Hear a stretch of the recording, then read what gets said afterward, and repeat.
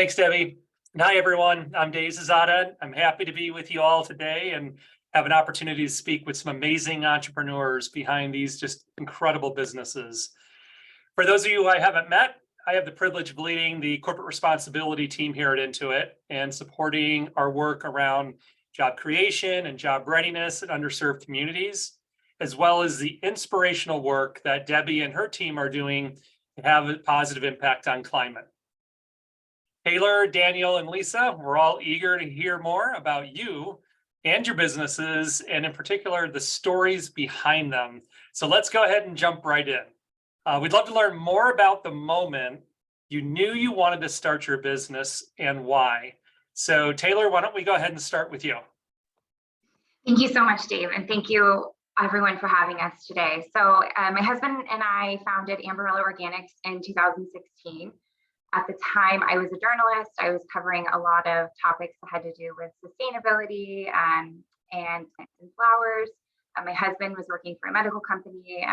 He was not happy with what he was doing, but a positive aspect was that we were traveling, living in different places, and talking about ideas a lot as I was interviewing people. So one day over coffee, we were in Florida, and he said, "Have I ever told you my idea for a lollipop that could grow?"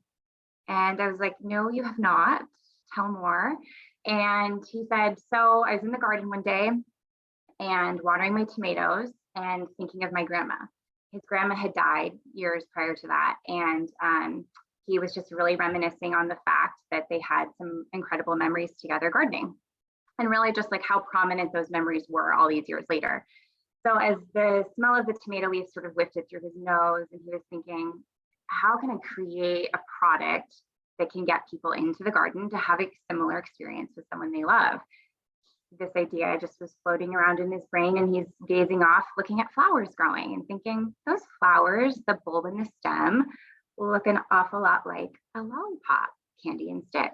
What if there's a way to embed seeds within the stick? So this is the idea he shared with me one day over coffee. I thought it was amazing, like I said, and said, let's figure out a way to build a business around this. So we launched Amberella Organics.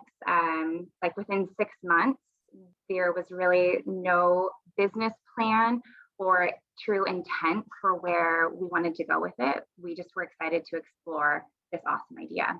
Now, 7 years later, it's our life and our first baby. So yeah, that's us at Amberella. That's awesome. Thanks for sharing that story. And I love the fact that you all just went ahead and just jumped in and started doing, as opposed to, working on a business plan and just kind of continuing to think about it. You just took action. So, good for you. All right, Daniel, let's hear your story. Tell us a little bit about how you came up with the idea and implemented it. Yeah, sure. So Soul Cacao really stemmed from stories from my great grandmother and my great grandfather, who were cacao farmers in the Caribbean. So it was right around 2009, right before I started college. My dad started sharing those stories, and we kind of were startled and shocked by the fact that the average age for farmers is roughly 68 years old. And then coming from Trinidad, where cacao was once, the primary source of economic opportunity, plummeted. And we saw sort of a dying sector in the Caribbean market, which was the cacao industry, especially considering that, the average age is 68. So my brothers and I, really fueled with the movement. Whole Foods was emerging, Shake Shack, those sort of next level of socially conscious brands. And my brothers and I wanted to, play our part in terms of, producing the food for future generations to enjoy. And we decided to really focus on cocoa production as the way to not only contribute to the heritage of preserving Trinidad cacao, but also to, contributing to food production, because wherever cacao is grown, there's also a variety of plants. There's an ecosystem. So really, Soul Cacao is a way of my brothers and I continuing my great grandparents' legacy of growing cocoa, and continuing that forward by bringing to market sort of a healthier, conscious brand awareness to chocolate production, and also where the future of chocolate is going to be, and food production as well. And I'll explain a little more as we get further into the presentation. Okay. Awesome, thank you. And the chocolate bars are vegan as well, are they not? Oh, Okay. So that's right. So our chocolate is made only using three ingredients. So organic cane sugar, cacao butter, and then the cacao from those specific countries. And those were the same products that my great grandparents grew in Trinidad and Tobago. So it's very minimalistic. It's products, it's ingredients you could pronounce, unlike conventional chocolates, which, you know, there's some pretty hard to say things on the back of the packaging. So my brothers are just trying to, you know, elevate the standard, highlight the hard work of what the farmers are doing on the ground. As the chocolate maker, we're just elevating what they're doing so you could enjoy and be empowered with the chocolate that you eat every day. Awesome, that's great, thank you. You're welcome.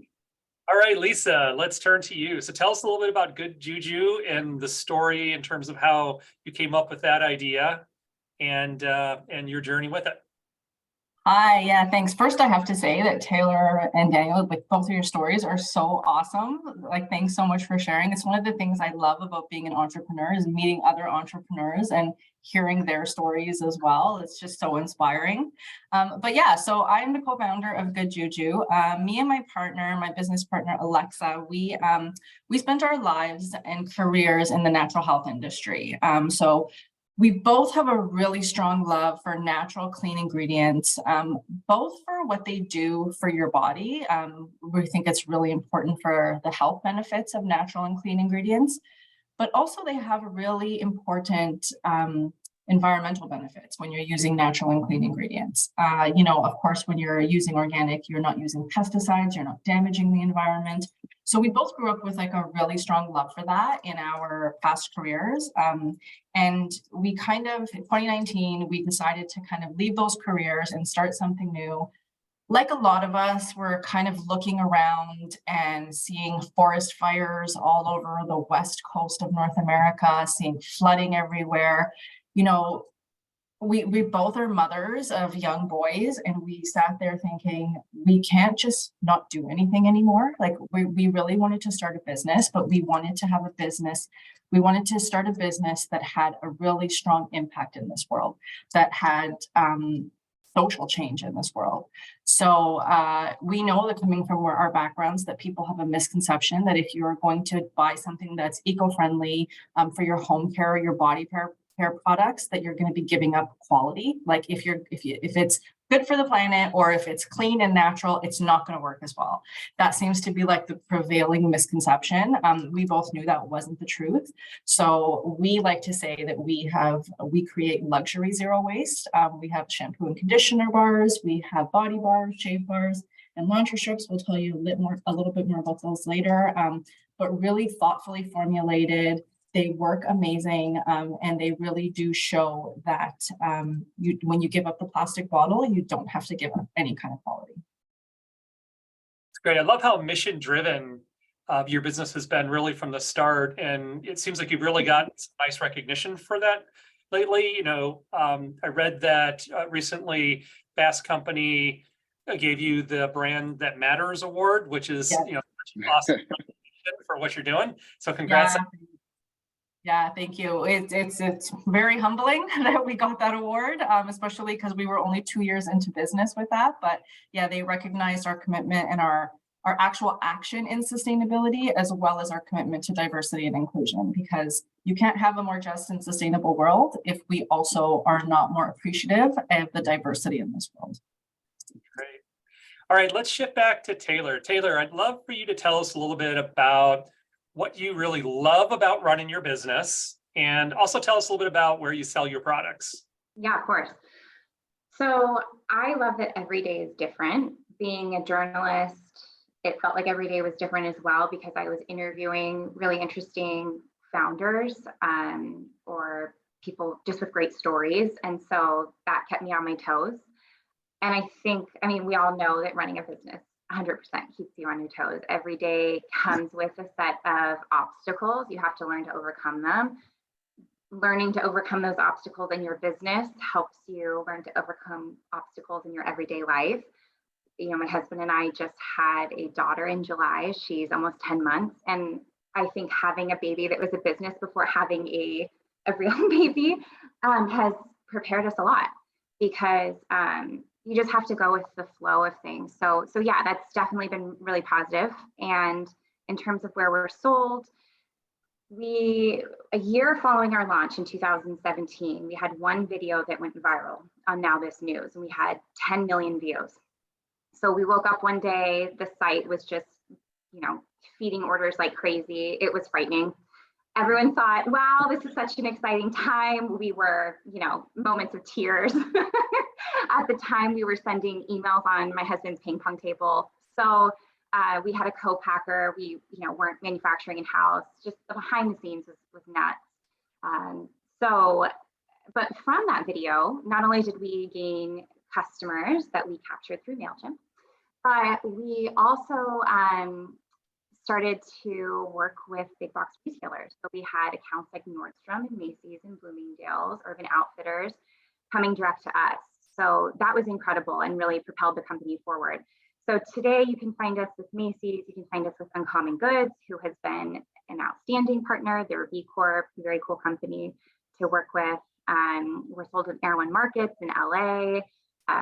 We are launching with Target in 2024, which is really incredible. And in the garden section, which I'm very proud of, instead of candy, it seems like a great fit for us. And then we're also sold at some wonderful mom and pop retailers throughout the country. And some people ask us, like, what's the goal? Is the goal to get to, a specific big box? For me, the goal is to have like the scalability of big box, because that is wonderful for a business, but to always have those smaller mom and pop retailers across the country who like really value sustainable brands, who are the ones that are going to share with you, like, this was, created by a woman-owned company, by a mom. So yeah, that's where we're sold today. All right, sounds like a great balanced distribution model. So good for you. All right, Daniel, shifting to you. Now, you're a few years into this journey, and I'm wondering, what's the one thing you wish you would have known when you first started the business? Yeah, sure. So I think the one thing I wish I knew, and I think Taylor and Lisa hinted at it, which is when you decide to start a business, it comes from a passionate place. It's like you want to make a change and want to make a difference. But as you get into business, you kind of learn about the various arms and silos within a business, such as finance, marketing, brand, and so forth, operations, logistics. And I think but this is also the beauty of business, is because you go into it, as such a newbie, but as each year goes by, your confidence grows and your awareness grows, and then you're able to kind of create the ideal vision for your brand that you want everyone to experience. So I think the one thing I wish I would have known was just a little bit more about those various arms of business and how that ultimately rolls into the larger mission, like how the mission of the brand is going to be completed in the day-to-day activity of doing business. So with that being said, I think that was the one thing. We figured it out now, and we continue to refine the process. But I think it's something that I'm happy I didn't know, because I think I would have probably gave myself too much shock, and I probably wouldn't have started. So it was a kind of I won't call it ignorance, but I'm happy I didn't know as much as I knew when I started, because it was through the process that I was able to really appreciate how much I didn't know and what I need to know. So That's great insights. Lisa, how about you? Tell us about how your business has actually evolved since you started it, and how you've adapted in the past couple of years. Curious, there's been a change to how you serve your customers or run the business. Yeah, for sure. So we launched in November 2020, so right in the heart of the pandemic. So I feel you, Daniel, on like, if you had known, if we had known what was ahead of us, I'm not sure I would have done it. So I'm glad I didn't know. But in the beginning, because we were in the middle of the pandemic, we're actually a Canadian company as well, although we ship worldwide. We were in lockdown a lot in Canada. So in the beginning, our business was a lot of D2C. As the world has started to return back to normal, the biggest shift has been the way that wholesale has come back to life, which has been amazing. It's really nice to see people back in stores again and the willingness to purchase. But what's happened is on the D2C side, I think we're all feeling it. Like prices and inflation have really gone up. Everybody's day-to-day spending maybe is not necessarily what it used to be. And for us, what we did, we really truly, when we started Good Juju, we really wanted to make a cultural impact for consumers, but we also wanted to make a business impact, which is why Fast Company was so important to us. We wanted to show businesses that there's a different way to do business. And this change that we made in the past year kind of reflects that. So our costs are going up. D2C is not as big of a portion of our sales. We actually decided to lower our shipping minimum, where a lot of companies were increasing it, and really, we are not paying less for shipping. We are not Amazon. We do not get great deals on shipping, but we actually decided to charge the consumer less for shipping to try to help them, because for us, again, it really was about, we're trying to, if we want more plastic out of the environment, we need more people doing this, and we wanted it to make it more accessible to people. So that was one of the really big changes that we made. It really says a lot just for both of you about kind of the grit you have in order to be able to not only start but grow a business, throughout the pandemic. So we're all happy that you're two examples of good things that came out of a very challenging time. I know you've got a few exciting things in the works. So can you tell us a little bit about what those might be and about the future of the business and what excites you about that? Yes, so we just completed our first retail space. So we were invited by Disney to have a retail space at Food and Wine Festival, which is at California Adventure.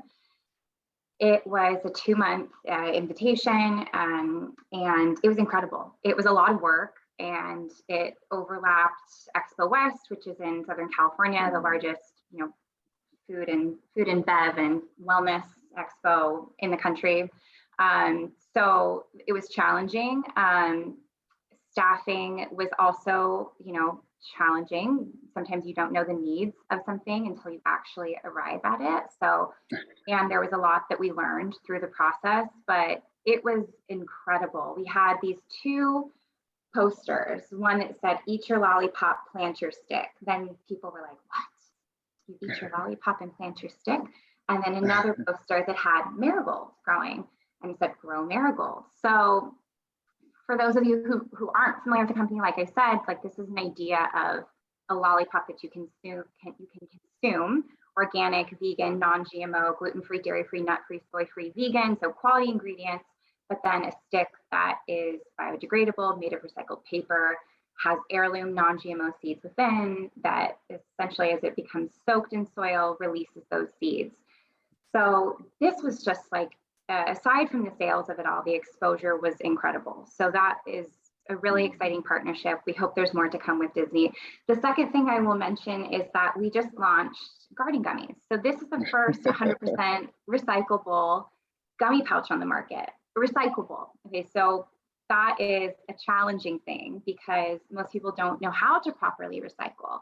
When we launched this with this gummy, we were astonished that we were the first to make an 100% recyclable bag. And to be transparent, the cost of an 100% compostable bag, which was the intent, was astronomical. It was like, well, we're never going to be able to sell these to Target because the cost is so high. So we have been working hard, networking, and on the next packaging run, this will be 100% compostable. And we plan to educate people on what that means, how to actually compost it, right? Because that education piece of it is super important. So botanical shapes and flavors, the gummies do not grow, but they're just keeping in line with sustainable packaging, quality ingredients, and a connection to plants and flowers.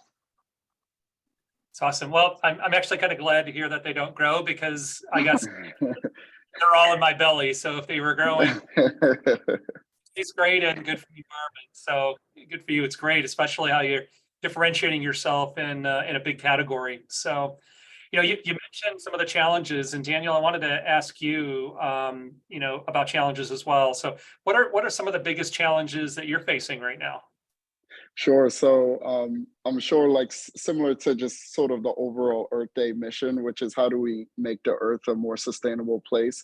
I think we've come to realize that in order to really maximize the influence that Soul Cacao is trying to make in the chocolate industry, it takes a team and it takes more than a village. And really, I think the biggest challenge for our brand currently is building up our team so we could, follow through on our mission, which is to inspire the next generation of chocolate eaters, chocolate makers, and chocolatiers in the Bronx and beyond. So really, it's not just, it's really aligning who we are with people who share the same sustainable value so starting at the farmers.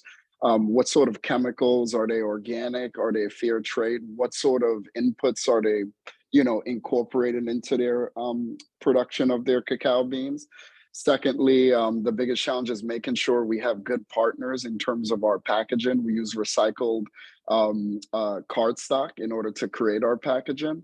And then last but not least, when we get the beans here at the factory, it's how do we roast the beans at the right temperature so that we're not damaging sort of the antioxidants in the cacao bean. And really having everyone be 100% aware in each step of the process, that's how we're really going to make a difference in, the cacao market. So our biggest challenge, as I said, is making sure that everyone who's part of the Soul Cacao family is all working towards that higher level of a chocolate experience in producing high quality cacao and chocolate. Okay. Awesome. Great. Love the focus on quality. All right, Lisa, what advice would you give to someone looking for ways to become more sustainable? I think some of the best advice I've ever received is to just start by adding some good stuff in.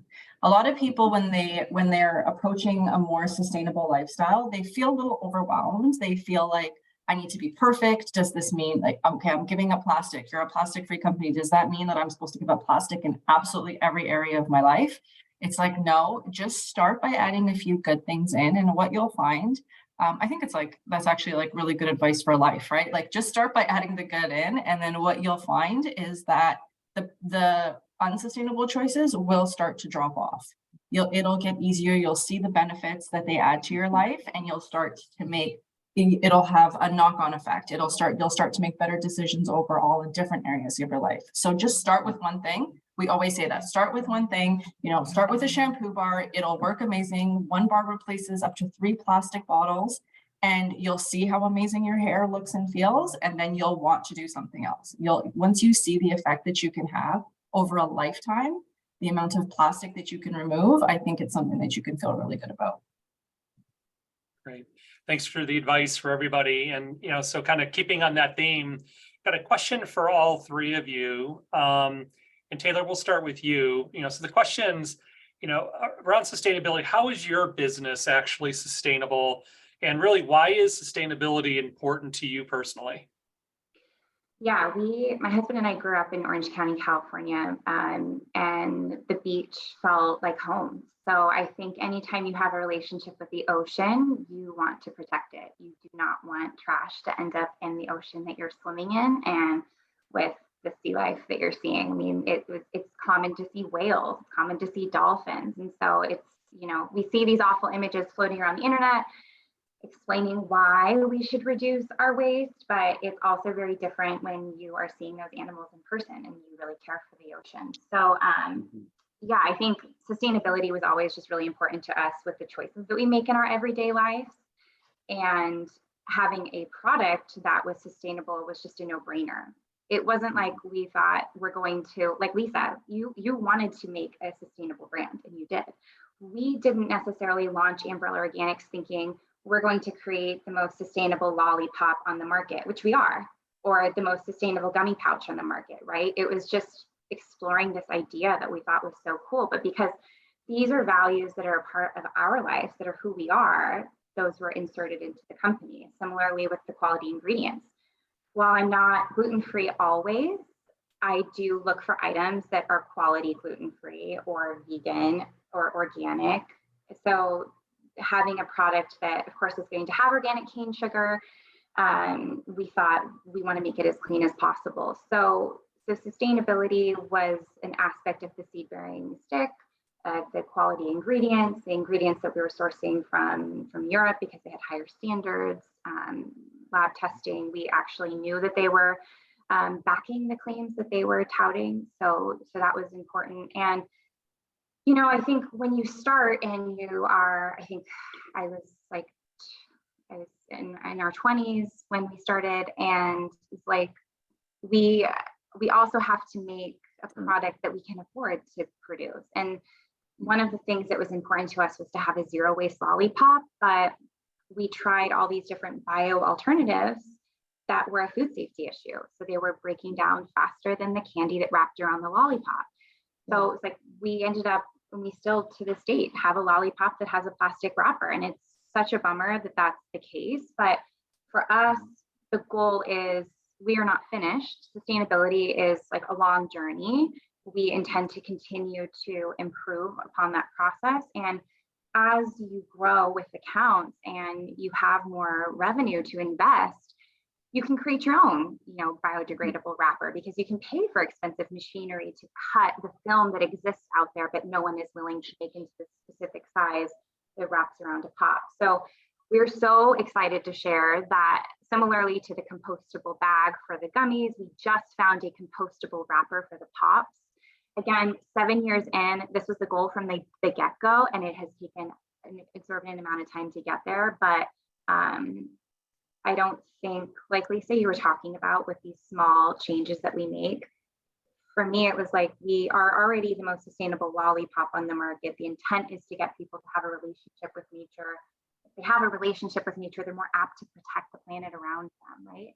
And so I'm happy that we are continuing to improve upon that mission. And yeah, we have a ways to go, but we'll get there. I love how you've just continuously innovated in order to support sustainability, even in your own business. So it's inspiring. Daniel, let's ask you the same question. So how is your own business sustainable, and why is sustainability so important to you? Sure. So sustainability is important to my brothers and I because of the values that my great grandmother gave us. So she would have certain rules around, like, hey, don't plant a tree on an empty stomach, like those kind of rules for how to maximize output of whatever plant or crop you're growing. But long story short, when my dad started telling us a little bit more about my great grandmother, who lived until 105, you know, we were like, hey, what is her secret? And her secret was really around let food be your medicine.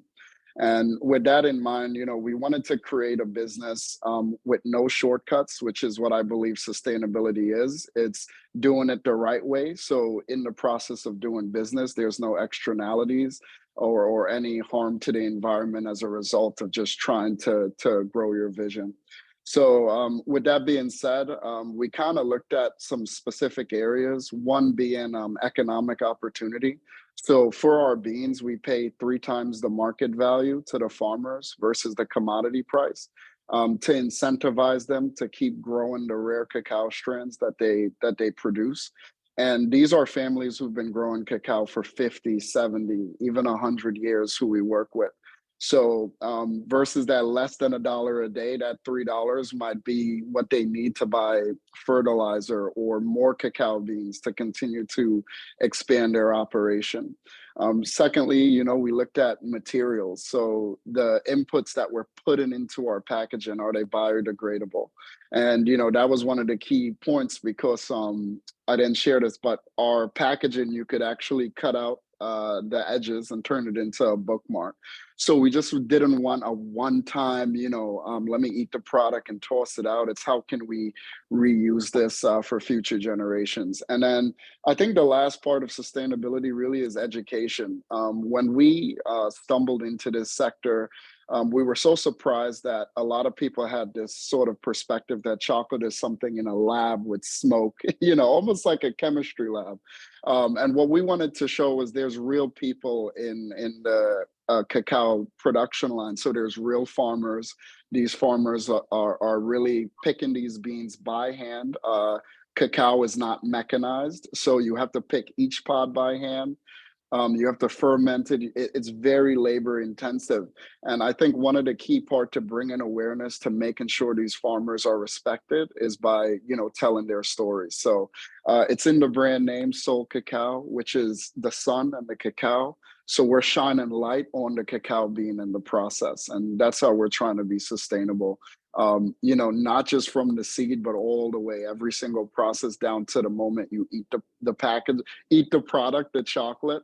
And then of course you could reuse the packaging as you want, for a board or for a bookmark, however you choose. Awesome. All right, thanks. All right, Lisa, let's get to you on the same question. So how is your business sustainable, and why is that important to you? Yeah, so I love that I get to go last because I get to hear their amazing stories and I can comment on that. Like, you guys are both so inspirational. Thanks for telling your stories.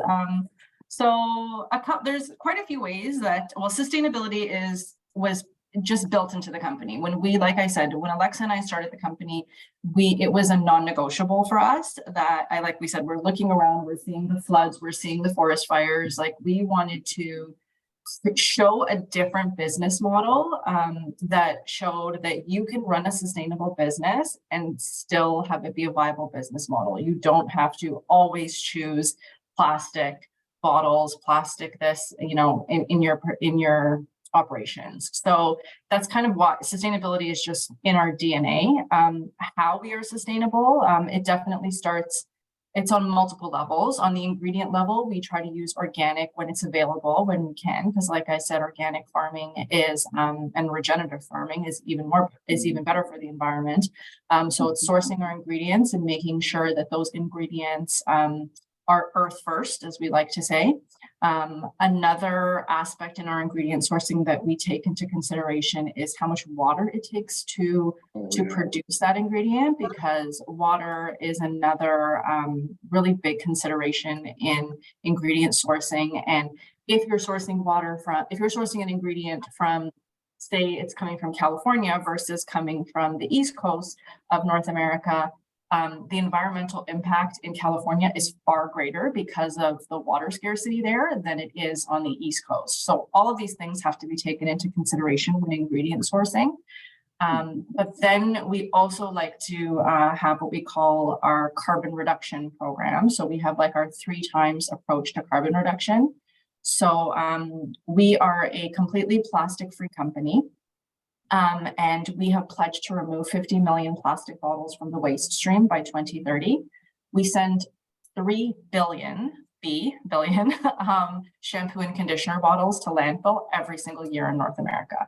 And we send 750 million laundry detergent bottles to landfill. A lot of people think that you're throwing it in your recycling bin and that you're doing something great and it's going to be recycled. But the reality is that only 9% of it gets recycled and the rest goes to landfill. So for us, if we can create a way to give you a superior product that stops 3 billion bottles from going to landfill every single year, it was something that we're committed to doing. So we have our 50 by 30 pledge. We are also, everything coming out of our store, our D2C store, is not just carbon neutral, it's carbon negative, the shipping. So we don't just offset the shipping. We do that. We do it and then some, just to make sure that it's carbon negative, the impact that we're having from all of our shipping efforts. And lastly, we're a 1% for the Planet member, which means that we donate 1% of sales, not profit. And both of these people will know that that's a very different number when you're donating based on sales versus profit. So we donate 1% of sales to environmental causes. And for us, what that means is we plant kelp with every single order. So kelp grows 15% faster than trees do, and they sequester an incredible amount of carbon straight into the floor, straight into the ocean floor. So it's a really effective way of capturing carbon. So literally every dollar spent and earned at Good Juju has an environmental impact, a sustainable impact. So impressive. All three of you just really live your mission all the way through your business from the beginning, to the end. It's so inspirational. I'd like to kind of shift and talk a little bit about kind of the running of your business. And, Daniel and Lisa, I know that you're both QuickBooks customers, which we all appreciate. So I was wondering if you could tell us a little bit about how you're using QuickBooks to run your business. And Daniel, why don't we go ahead and start with you?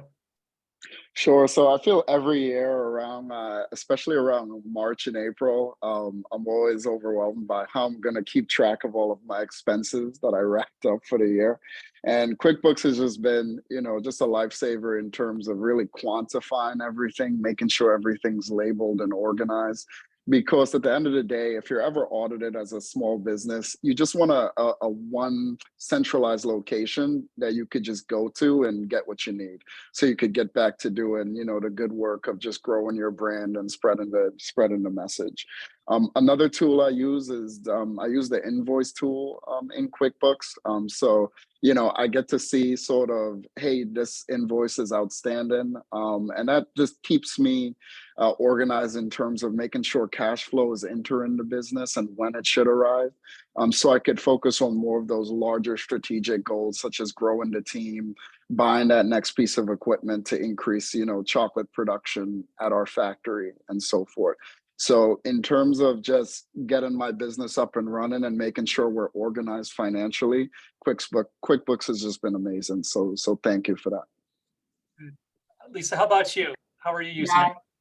I echo it. I mean, I love analytics. I love numbers. So if you can, have a strong affection for a software, I do. I really do enjoy it. Like I'm in it every single day. I love the reporting in it. I love that it's like, I trust it. I think that that's the key thing, is that I trust it. I know it's only as good as what we put into it, but we use it to run every single aspect of our business financially. And I know what's in there is accurate, and the dashboard is my favorite. I can go in there every single day, multiple times a day, which I do, check where I'm at, see the quick snapshot. It's actually a really, really valuable tool in keeping our business running.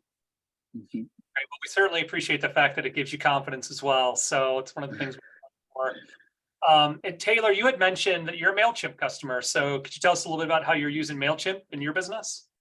Yes. So as I mentioned, my husband shared this idea with me. We decided to contact someone to make preliminary recipes. And I was still working as a journalist and an editor at the time. And I was actually interviewing someone at a cafe who was about to launch a book called The Flower Chef. So it's about flower arrangements. And she was asking if I was doing this full time. And I shared with her that my husband and I were considering launching a business named Amberella Organics, and told her about the idea. And she said, come to my book launch and sample your pops, see if people like the idea.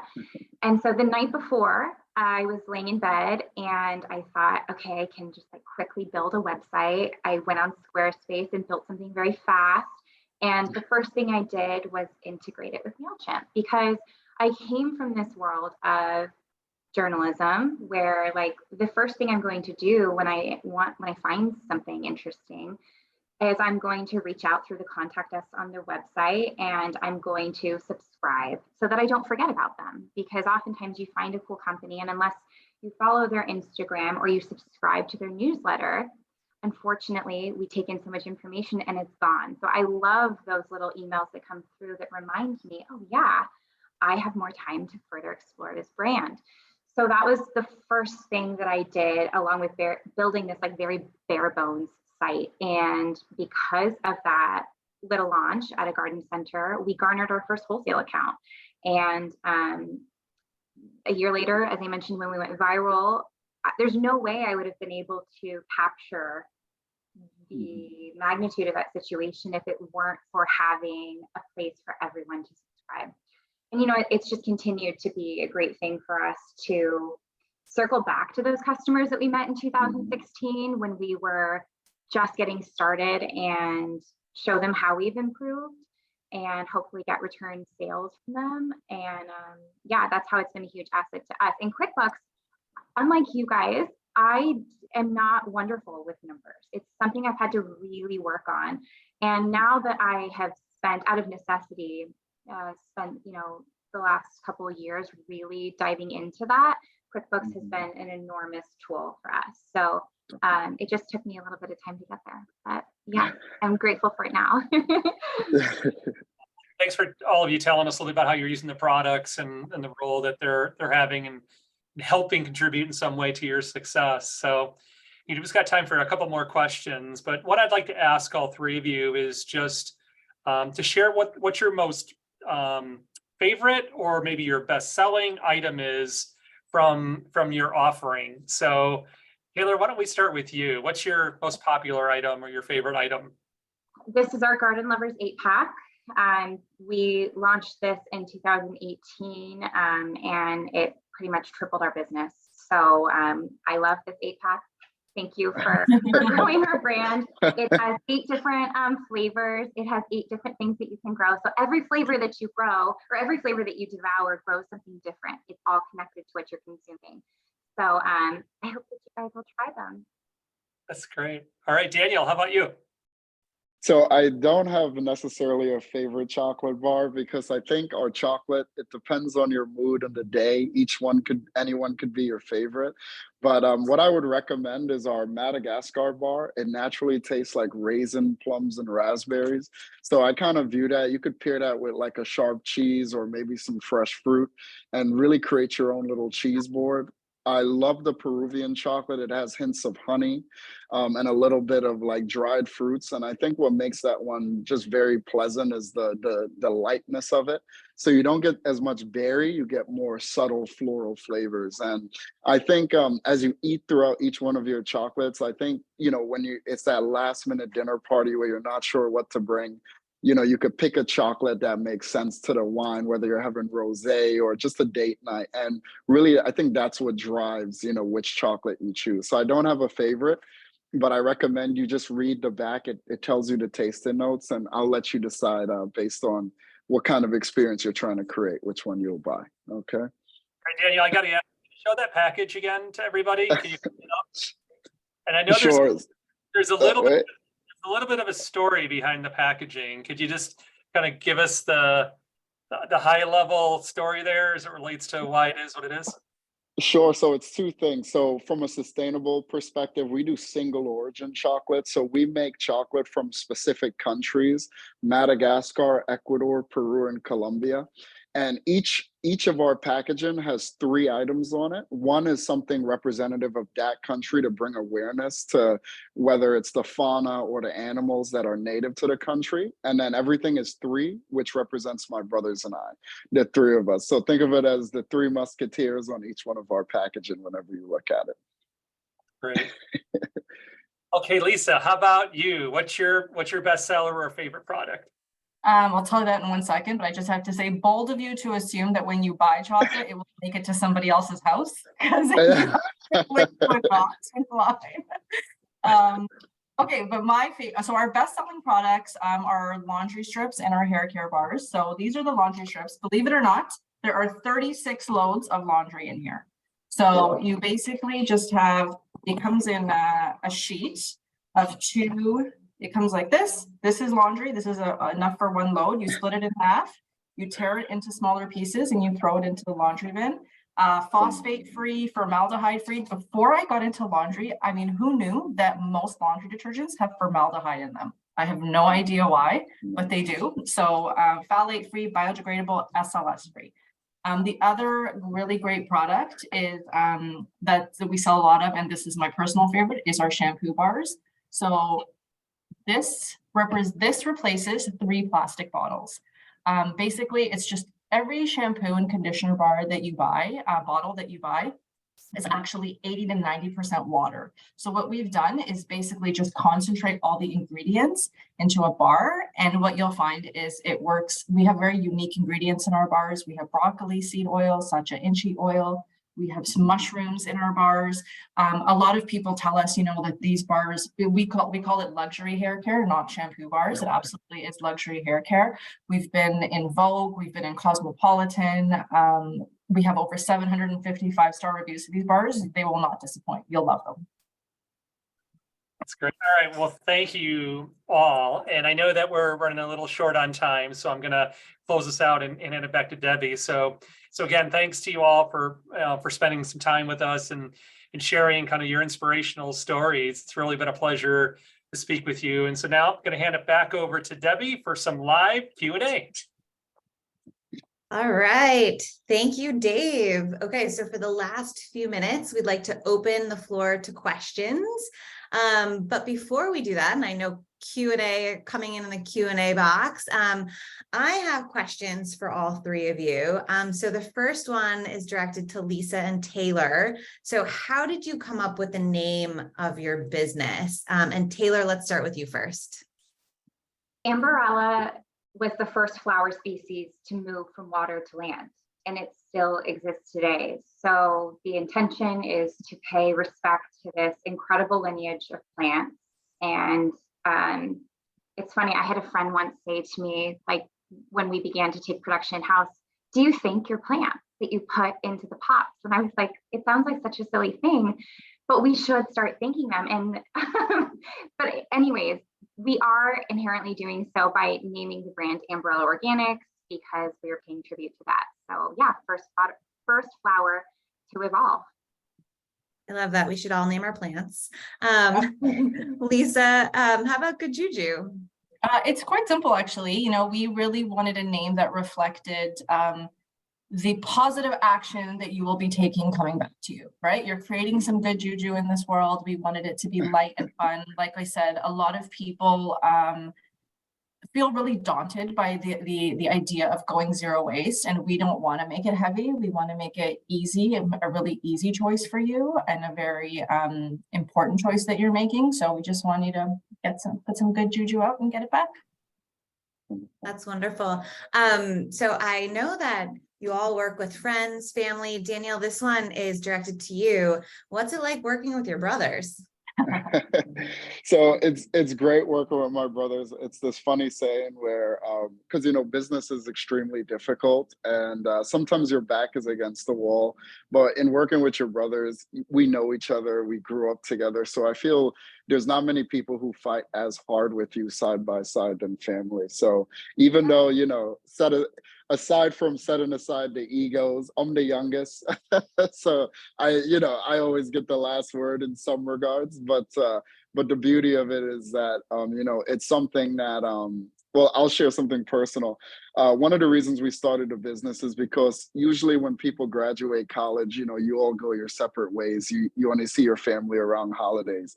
And my brothers and I really wanted to create something, a family business where we could all come together and really, as a meeting point to discuss our dreams and our goals. And that's how it is working with us. It's just a beautiful space where we can touch in with each other and stay aligned with a common goal. As we get older, of course. So thank you. I love that. Well, so we now have some Q&A coming in from our attendees. So I want to get to those. First question, great question for all three of you. As your businesses grow and you sell to bigger distributors, how do you keep control over the vision of creating sustainable and natural products? Lisa, let's start with you on that one. You know what, it's quite simple actually, because we have grown pretty fast. And with us, because we built sustainability in right from the beginning, it's just a non-negotiable for us. So we have turned down things like Amazon. Like we do not sell on Amazon. We never will sell on Amazon. Because they are not a sustainable distributor. The amount of plastic that Amazon puts into this world is just not something that aligns with us. And so I think that that's really the way to do it, is we have our values and we check against those values. Does that slow our growth? 100% slows our growth. We tell people all the time, we could be a much bigger company if we decided to sell there. But I think for us, it's about being true to your values and sticking to them. Taylor, do you want to go next and answer that question? How do you keep kind of Yeah. your vision, your sustainable vision aligned? Yeah, I think it's hard. We do not say no to many opportunities. I think it's challenging to vet everyone that you work with. And Lisa, I give you humongous props and respect Thank for you. doing that. Mhm. That's harder, you know. We have wholesale accounts that ask if we give zip code protection, right? That's something that exists and that some people do because there's poaching that happens of accounts or like copiers that are going into stores and then having another little store and sourcing the same items. And again, it's just like we don't necessarily have the bandwidth to make that possible. It's challenging. But to me, the way that I've always looked at it is that if we have the opportunity to sell with a big box retailer and maybe they're not sustainable, but they're taking steps to be sustainable. I am very proud to be the most sustainable lollipop or the most sustainable gummy on their shelf. And I think right now it's like the goal is to be able to be more accessible to people. And so unfortunately, like the cost of shipping is astronomical, and it's also like not beneficial to be shipping all of these products all the time, especially when you're talking about like a pop that's this small, but maybe the shipping is going to be 3 times the cost of this. Like it's challenging. So yeah, if there's a company that has done something that really irks us, we are going to say no. And we do co-branding. This is a co-brand that we did for Google.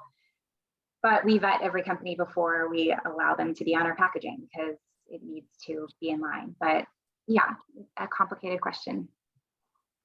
Yeah, it is. And actually you talk about, challenges that you're facing. So Daniel, here's a question for you. What are the biggest challenges you're facing as you scale your business? Yeah, I think the biggest challenge is making sure, we keep pace with our production capacity. Since we're chocolate makers and we manufacture everything in-house, we could only produce as much as our equipment is willing. So, and it also kind of echoes a little bit what was mentioned in the previous discussion, which is how do we choose our accounts? We really choose it based on how much we could produce that year. And one thing in chocolate, it's a very competitive space because bean to bar chocolate is sort of a growing sector within the confectionery space.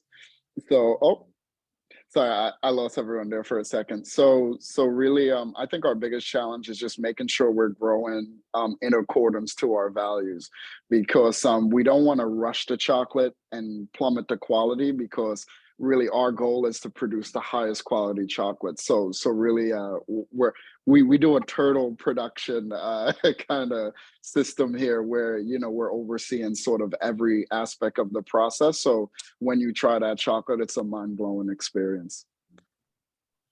So And so consistency is our biggest challenge, making sure we're delivering that high quality consistency. well, having tasted your chocolate, I can say it is a mind-blowing experience. It is delicious. Thank you. So actually, we have 1 minute left, which this time has flown by so quickly. So I'll actually just do quick rapid fire for each of you. So this is one that we always love to end on. What do you all love about yourself? So Daniel, really quick rapid fire before we have to take off. So I'm a large foodie. I love to cook. And what I love is how much my cooking has grown since the beginning of the pandemic. I had time to purchase cookbooks and really read through the recipes. And it just, reinvigorated my love for food and quality food and the stories behind it. So that's what I love about myself. Love it. Taylor, how about you? Grit. I think it takes a lot of grit to own a business, and oftentimes we share the wins, and we don't share enough about the challenges it takes to get there. And I'm so thankful to do this with my husband because we can lean on each other. But at the end of the day, man, it just takes a lot of grit. So I'm happy that for whatever reason, I'm someone who has that. And yeah. That's awesome. All right, Lisa, how about yourself? Very similar answer to Taylor. I was going to say resiliency. I think that we all know that being in business, being in business is hard. Being a woman in business is hard. Being a woman of color in business is harder. So there's a lot of layers to it. And I think that, and then try to be sustainable on top of that. So there's, I think, well, yeah, maybe I'm a glutton for punishment. I don't know, but yeah, I love that I'm resilient, and I think that we can do hard things. You know, I'm teaching my kids that we can do hard things. That's right. Amazing. All right. Well, a huge thank you to Taylor, Daniel, Lisa, and everyone else for joining our virtual small biz pop-up. If you want to order any of their products and help support these businesses, check out the links we just posted in the Zoom chat. And if you want to take even more planet positive action, visit the newly launched sustainability site on Insight to find channels, resources, and tools. We also have our Earth Week microsite still up there, and you can still commit to taking climate positive action. And just a reminder, we're holding these pop-ups on a regular basis with the goal of continuing to support our small businesses during these ever-changing times.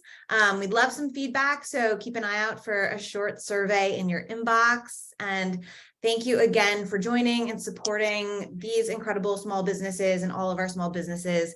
Enjoy the rest of your day and have a great weekend, everybody. Thanks so much for joining. Thank you. Thank you so Bye. much. Thank you.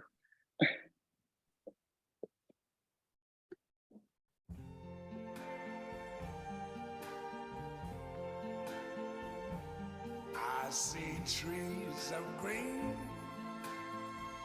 red roses too. I see them bloom for me and you. And I think to myself, what a wonderful world.